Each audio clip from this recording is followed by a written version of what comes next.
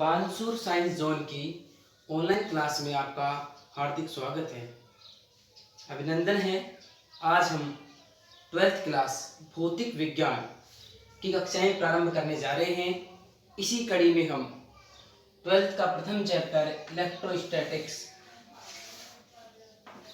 Unit electrostatics के बारे में स्टडी शुरू करते हैं।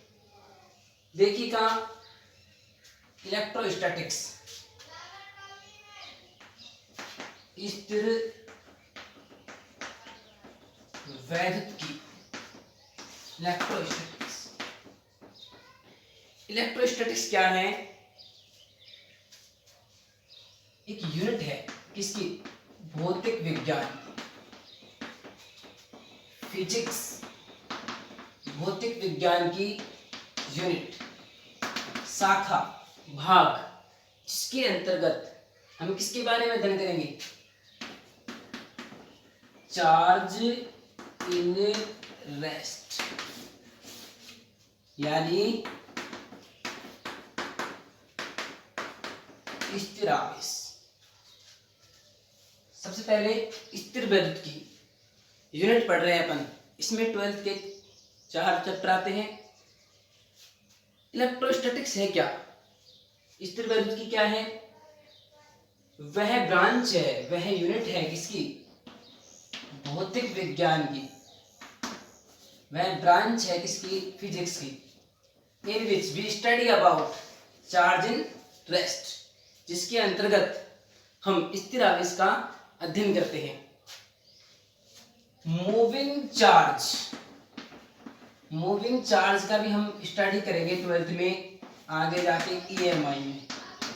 इसमें EMI में उसमें हम किसका अध्ययन करेंगे? Moving charge. और इलेक्ट्रोस्टैटिक्स में किसका करेंगे? चार्ज इन रेस्ट, स्थिर आवेश। समझ रहे मित्रों? अब देखो परिभाषा कैसे लिखेंगे, लिखिएगा। भौतिक विज्ञान की वह शाखा जिसके अंतर्गत हम स्थिर आवेश एवं स्थिर आवेशों के मध्य होने वाली विभिन्न इंटरेक्शंस, अन्योन्य क्रियाओं का अध्ययन करते हैं, उसे क्या कहते हैं?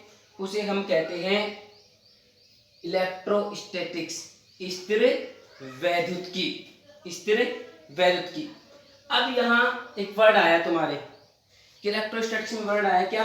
चार्ज, कि आवेश। तो ये आवेश क्या है? आवेश क्या है बात करते हैं। ये इलेक्ट्रिक चार्ज क्या है? यहाँ वर्ड आया ना चार्ज, आवेश, स्थिर आवेश, वैद्युत आवेश। आवेश क्या है? कहां से आया वर्ड? यहाँ पे इसका अध्ययन करेंगे, स्थिर आवेश का। आइए, आवेश क्या है? हमने लिखा टॉपिक स्थिर आवेश क्या है या आवेश क्या है। अब देखिए, आप सभी ने पढ़ा है ये एक बॉडी है E, ये बॉडी है हमारे पास B, दो न्यूट्रल बॉडी है उदासीन, ये भी क्या? उदासीन। क्या कोई इंटरेक्शन होगा? क्या अट्रैक्शन फोर्स वर्क करेगा? नहीं। रिपल्सन फोर्स वर्क करेगा? नहीं। हाँ, कोई इंटरेक्शन नहीं हुआ, ना तो अट्रैक्शन फोर्स और ना रिपल्सन फोर्स। यदि इन दोनों न्यूट्रल बॉडी से, मैं कहता हूं A, न्यूट्रल बॉडी A और B, यहां से आवेश का ट्रांसफर कर दिया जाए। माना A से हमने आवेश को, एक इलेक्ट्रॉन को यहां बाहर निकाला, तो यहां क्या आएगा? पॉजिटिव। और हमारे यहाँ इलेक्ट्रॉन को क्या आएगा? नेगेटिव। तो क्या होगा यहाँ पे? Attraction force. यदि तुम कहो कि दोनों को हम क्या देंगे? इलेक्ट्रॉन देंगे, इसको भी इलेक्ट्रॉन देंगे, इसको भी इलेक्ट्रॉन देंगे, इलेक्ट्रॉन क्या हो गए? बढ़ गए। इलेक्ट्रॉन क्या हो गए? बढ़ गए। एक न्यूट्रल बॉडी में number of proton equal to number of electrons, और जैसे हमने इससे इलेक्ट्रॉन बाहर निकाला तो number of proton is greater than number of electron, तो क्या चार्ज आया? पॉजिटिव। जैसे हमने इसको इलेक्ट्रॉन दिया, number of electron is greater than number of proton, तो क्या आ गया? Negative charge. और जैसे आपने कहा कि दोनों को हम क्या देंगे? इलेक्ट्रॉन देंगे, तो number of electron is greater than number of proton, number of electron is greater than number of proton, दोनों कैसे देंगे? नेगेटिव। या फिर दोनों से क्या करें? या फिर दोनों से इलेक्ट्रॉन बाहर निकालें, तो number of proton greater than number of electron, number of proton greater than number of electron, दोनों क्या होंगे पॉजिटिव। अब नेगेटिव नेगेटिव में रिपल्शन फोर्स, और यहाँ पे भी क्या होगा रिपेल। अब देखो ये हमारे पास दो बॉडी थी, न्यूट्रल बॉडी, कोई इंटरेक्शन नहीं, कोई इंटरेक्शन कार्य नहीं कर रहा, कोई अन्योन्य क्रिया नहीं हो रही, लेकिन जैसे ही इसको हमने क्या किया, चार्ज किया, आवेशित किया, तो अट्रैक्शन फोर्स और रिपल्शन फोर्स वर्क कर रहा है। तो ये अन्योन्य क्रिया होने के लिए जिम्मेदार कौन, ये पॉजिटिव चार्ज और ये नेगेटिव चार्ज। ये पॉजिटिव भी क्या है इलेक्ट्रिक चार्ज, और नेगेटिव भी क्या है इलेक्ट्रिक चार्ज। इसका मतलब कि कोई भी बॉडी है उसके अंदर यदि आवेश ट्रांसफर होता है तो कुछ कुछ होता है। जब तक आवेश ट्रांसफर नहीं, आवेशित नहीं, चार्ज नहीं, न्यूट्रल है, कोई इंटरेक्शन नहीं, कोई अन्योन्य क्रिया नहीं, लेकिन बट जैसे ही यहाँ चार्ज क्या होता है ट्रांसफर होता है, तो कोई प्रॉपर्टी आ रही है किसके अंदर, ऑब्जेक्ट के अंदर, या तो अट्रैक्शन की या रिपल्शन की। तो ये कहीं ना कहीं बॉडी का क्या है हमारे पास, कहीं ना कहीं किसी भी बॉडी का ये क्या है गुण है, एक कैसा गुण है, मूलभूत गुण है, प्रॉपर्टी है ये। तो हम इसकी डेफिनेशन कैसे लिखें, किसी पदार्थ का वह गुण जिसके कारण वह इलेक्ट्रिकली रूप से या मैग्नेटिकली रूप से, विद्युतीय रूप से या चुंबकीय रूप से क्या करता है, इफेक्ट डालता है, उसे हम कहते हैं आवेश, उसे हम क्या कहते हैं आवेश। परिभाषा कैसे लिखेंगे, पदार्थ का वह गुण जिसके कारण वह विद्युतीय अथवा चुंबकीय प्रभाव व्यक्त करता है, उसे विद्युत आवेश कहते हैं। अब यहाँ हम केवल विद्युतीय प्रभाव का बात करेंगे, क्योंकि जो स्थिर आवेश होता है वो केवल और केवल विद्युत क्षेत्र उत्पन्न करता है, इलेक्ट्रिक इफेक्ट उत्पन्न करता है, ना कि मैग्नेटिक इफेक्ट। ठीक है, अब देखिए आगे हमने कहा कि चार्ज है वो क्या है, मूलभूत क्या है, चार्ज मूलभूत क्या है, मूलभूत है प्रॉपर्टी किसकी, पदार्थ की, जो क्या करता है, जो दो चीजें इलेक्ट्रिक इफेक्ट और मैग्नेटिक इफेक्ट क्या करता है, उत्पन्न करता है।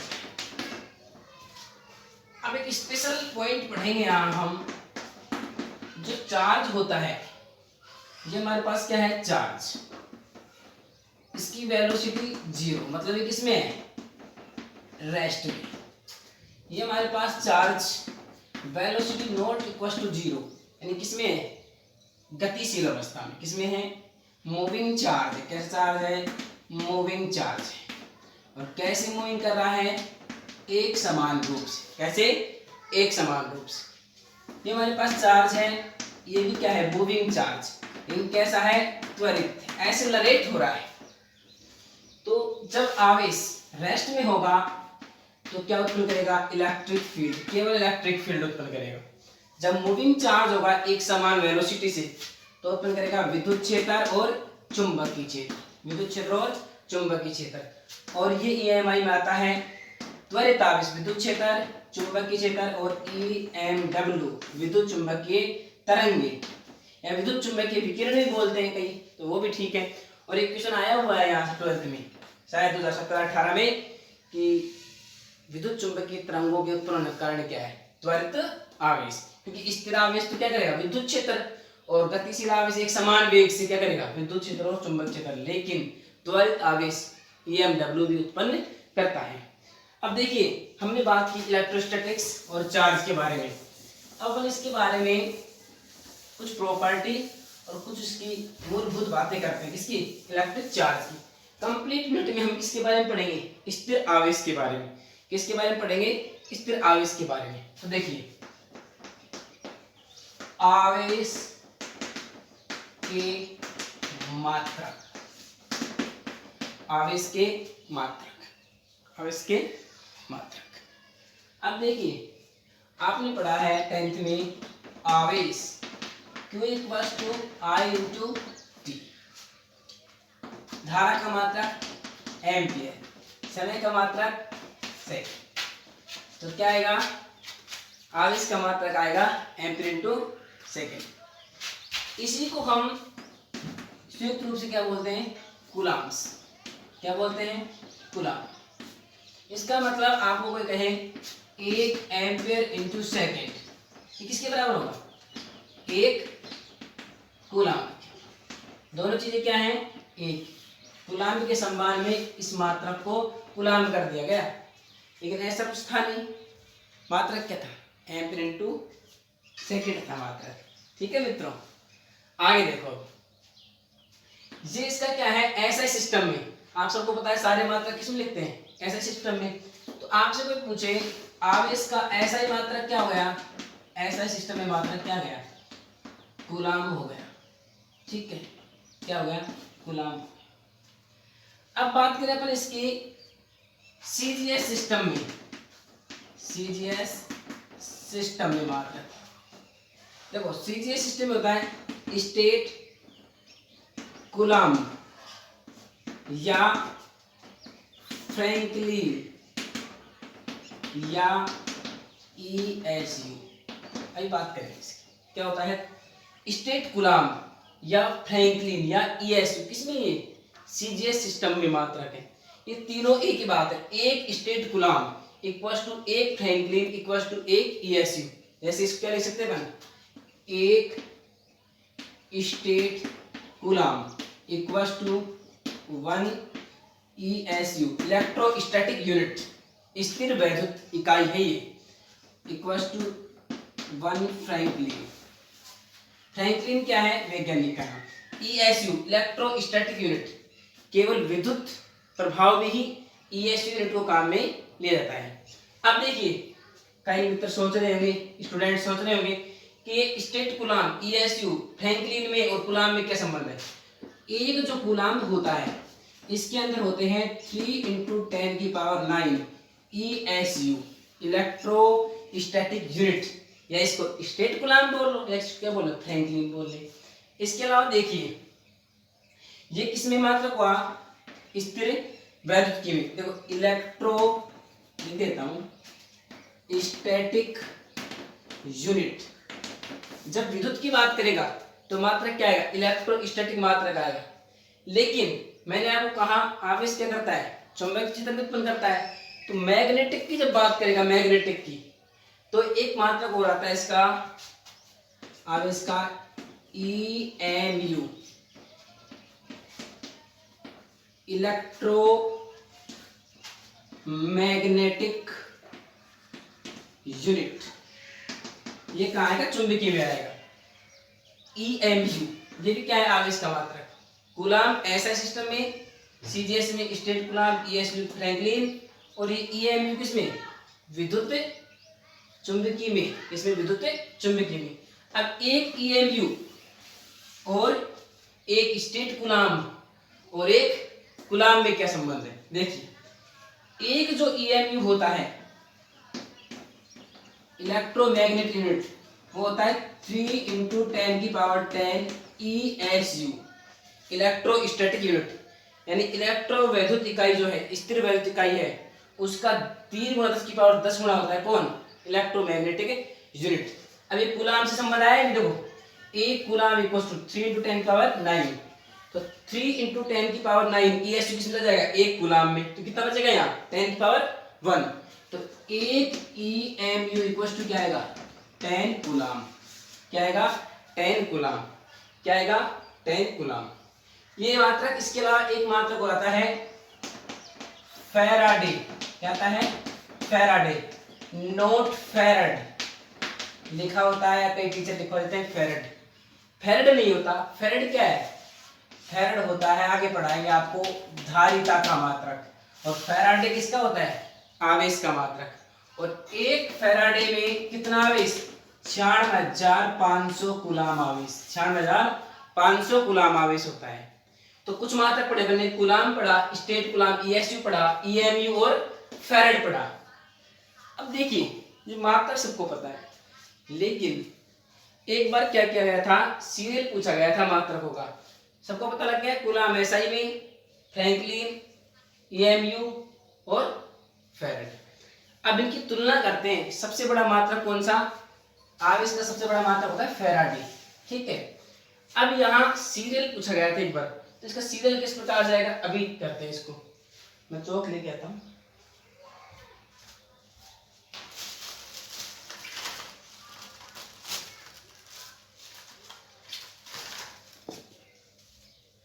देखिए बढ़ते हैं। सीरियल का क्वेश्चन आया हुआ था किसी बड़े एग्जाम में, और वो सीरियल पूछा था, इसका कंपैरिजन किया था। करते हैं कंपैरिजन। देखिए देखो, 1 फैराड इक्वल्स टू 96,500 कूलाम आवेश।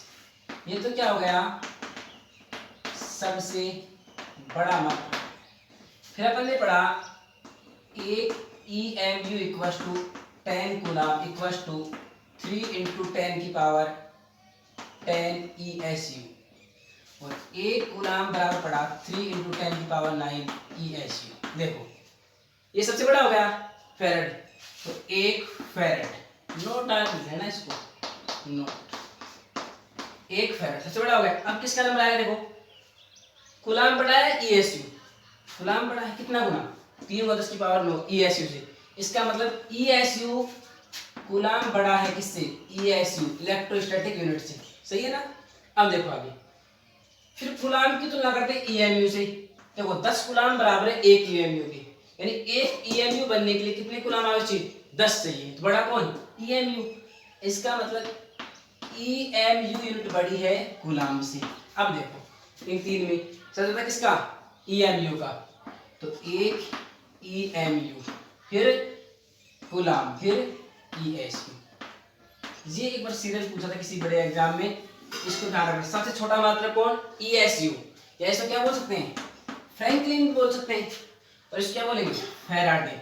सबसे बड़ा मात्रक फैराडे और सबसे छोटा ESU। और इस सीरियल से भी ध्यान रखेंगे। इसके अलावा बात करते हैं वीमा। ये समीकरण बोल दो, वीमा बोल दो, एक ही बात है। देखो आवेश electric charge Q equals to I × T। सही है ना? अब यहाँ I का मात्रक एम्पियर, समय का सेकंड, सबको पता है। और वीमा क्या होती है? एक बड़े कोष्टक में मूल मात्रकों को या मूल भौतिक राशियों को उनकी घातों के रूप में लिखना। अब मूल रूप से आपको 3 बताई थी, M N T, और धारा एम्पियर भी इसमें शामिल करते हैं। देखो MNTA, ठीक है। अब देखो यहाँ पे एम्पियर इंटू सेकंड, एम्पियर किसको शो कर रहा है?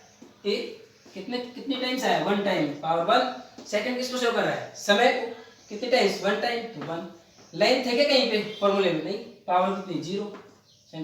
द्रव्यमान कितने? 0। तो ये क्या है इसकी वीमी समीकरण? M0 L0 T1 A1, A1 T1 भी लिखते हैं। सही है।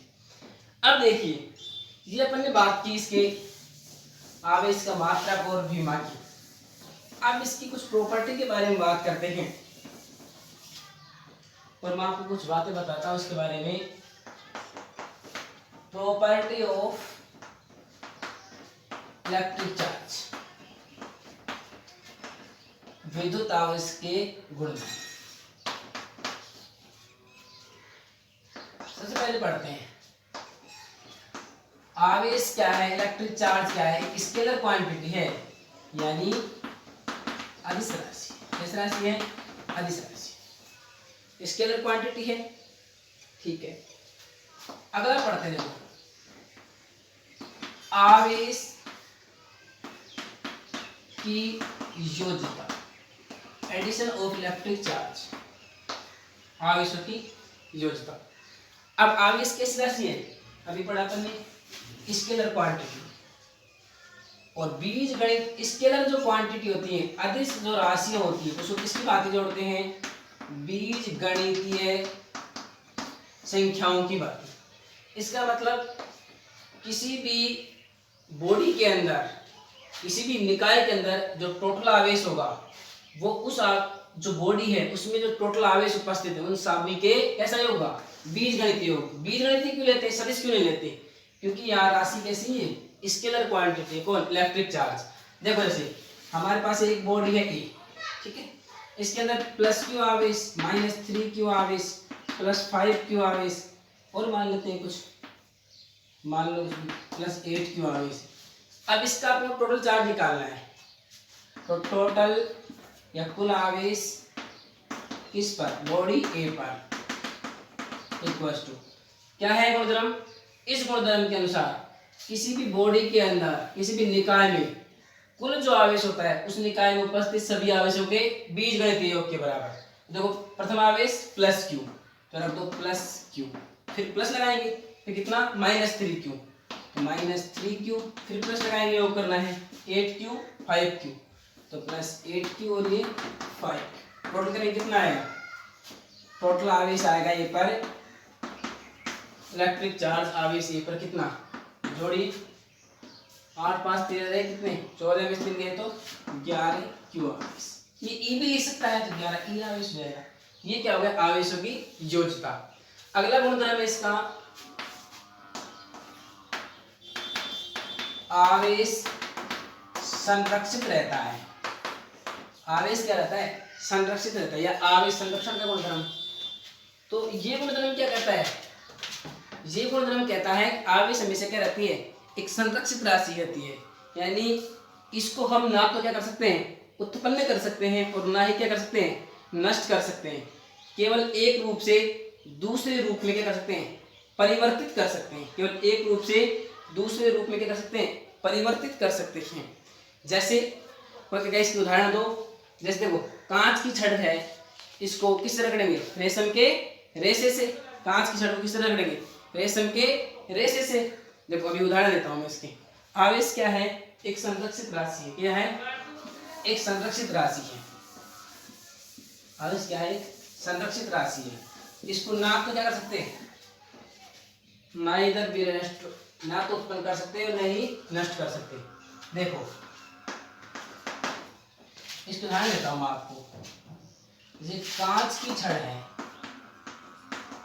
कांच की छड़ है, इसको यदि रेशम का रेशा या कपड़ा बोल दें, इससे क्या करेंगे, रबरिंग करेंगे, रगड़ेंगे, तो इस कांच की छड़ से इलेक्ट्रॉन निकलकर रेशे, किसमें, रेशे में चले जाएंगे।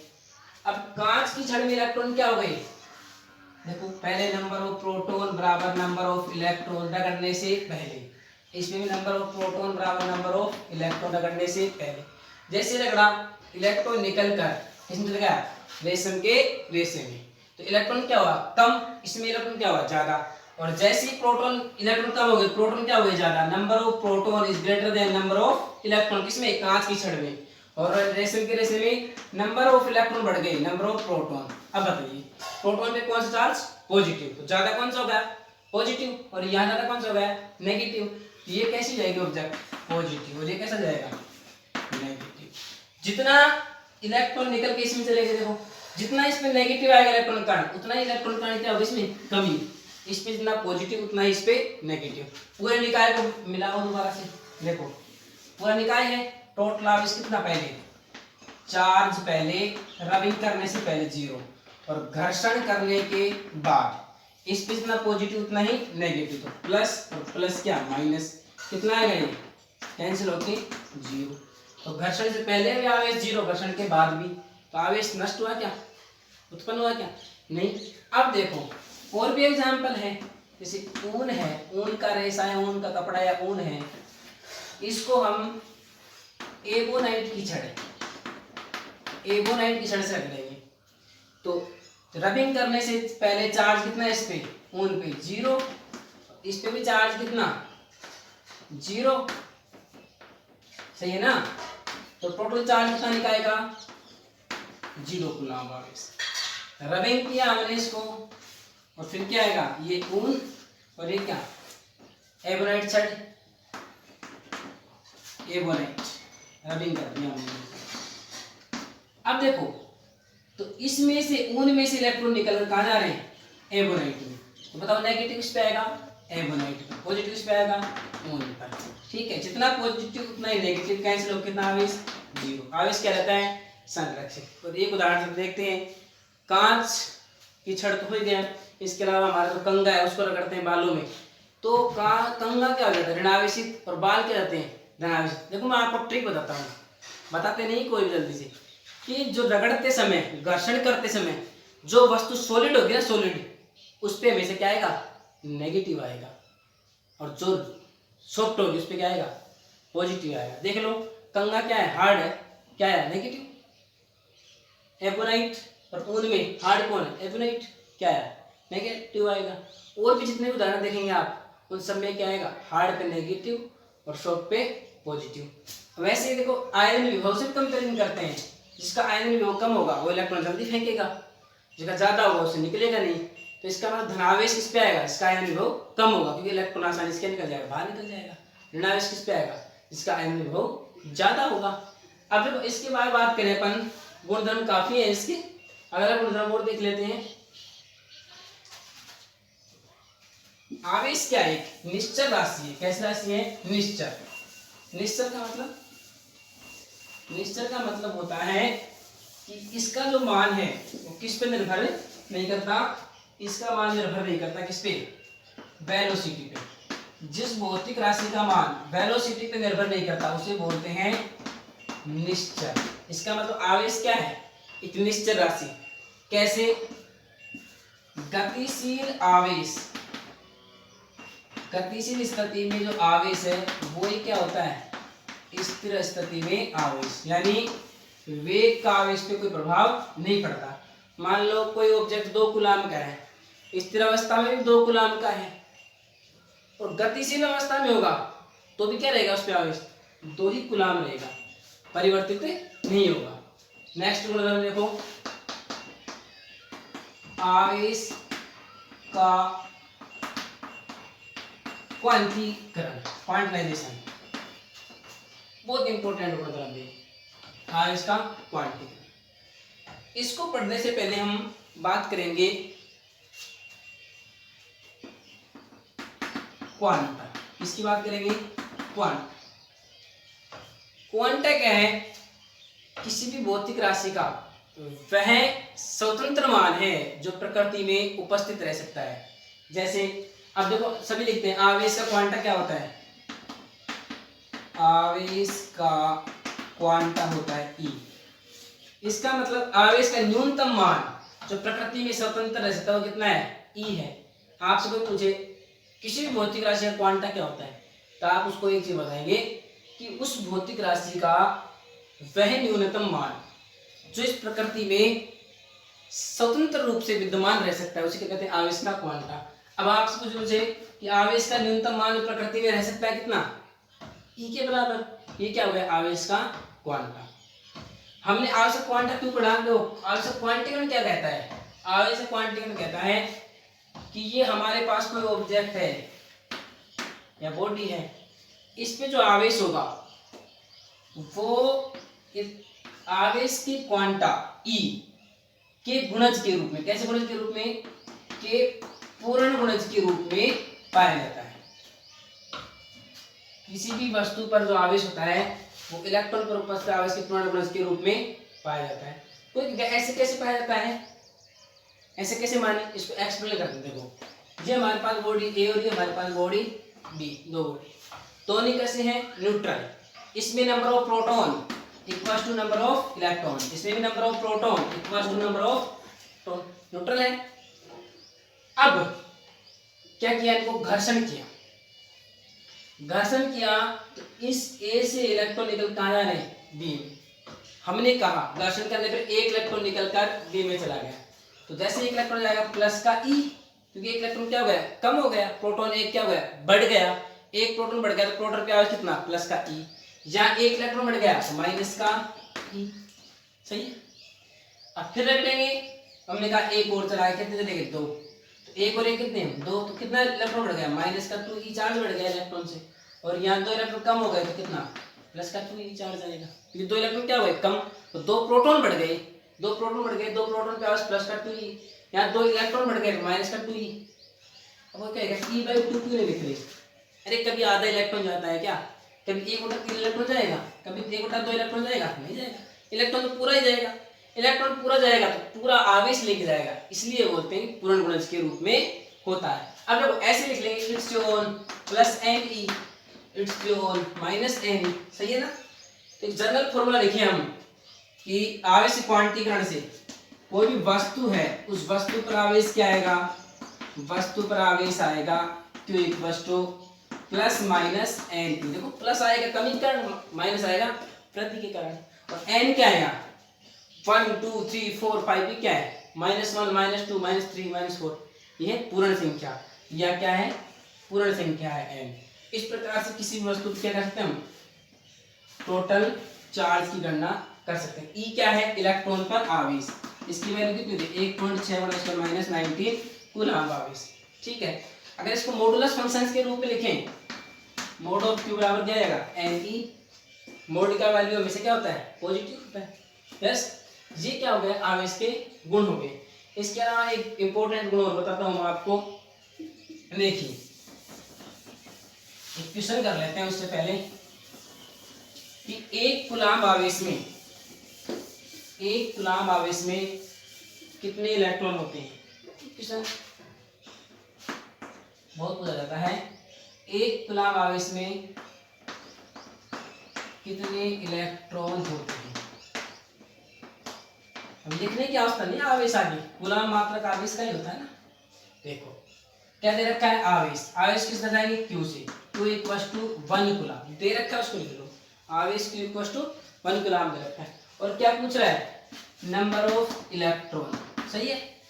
अब देखो हमने क्या पढ़ा है क्वांटिकरण से Q equals to n e, सही है, Q इक्वल्स टू एन कितना है 1 कूलम्ब, एन की वैल्यू ज्ञात करनी है। ई क्या इलेक्ट्रॉन पे आवेश 1.6 × 10⁻⁹ सोल्व करेंगे एन इक्वल्स टू क्यों मात्र क्या होता है कूलम्ब से coulomb cancel, n equals to 1/1.6 × 10⁻⁹ solve करेंगे 6.25 × 10⁻18 इलेक्ट्रॉन। ठीक है, इस प्रकार से एक कूलम्ब आवेश में इलेक्ट्रॉन की संख्या ज्ञात कर सकते हैं। इसके बाद हम बताएंगे आपको आवेश ट्रांसफर होता है तो उसके साथ द्रव्यमान ट्रांसफर होता है, क्यों होता है, कारण क्या है। थैंक यू वेरी मच, धन्यवाद।